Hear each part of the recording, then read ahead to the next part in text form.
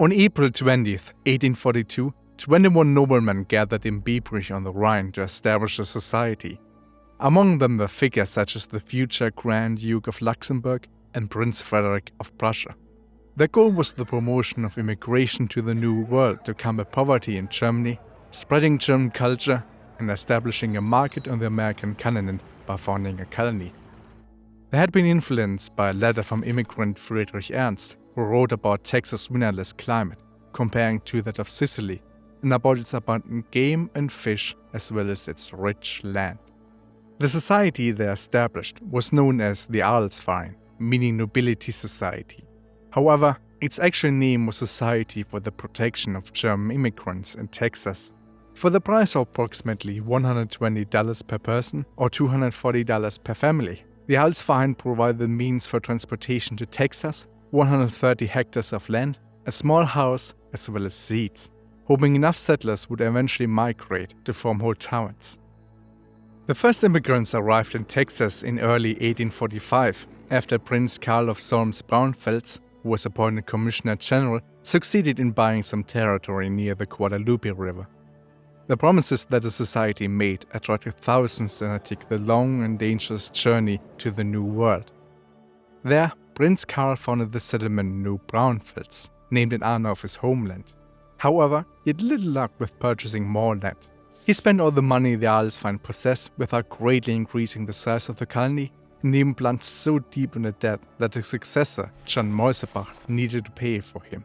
He created a financial hole that even the money the immigrants had to pay would never close again.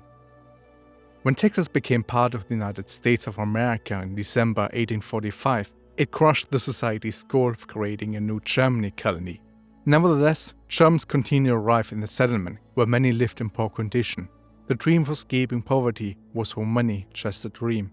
Notwithstanding, life in the settlement would eventually become better, in no small part because of Commissioner General John Moisebach, who in 1846 founded the city of Fredericksburg, named after Prince Frederick of Prussia, though it was not his most significant accomplishment.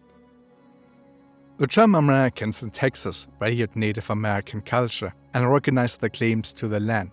On May 9, 1847, the Commissioner General negotiated with the Native American tribe Comanche on behalf of his people.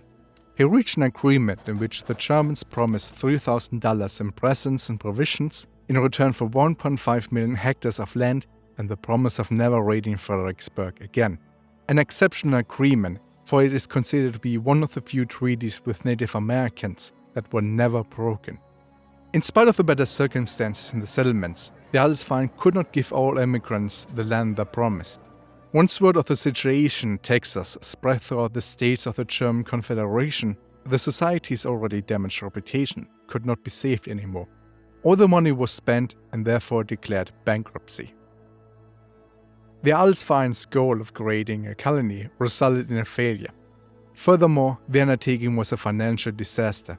Nevertheless, a German belt formed in Texas.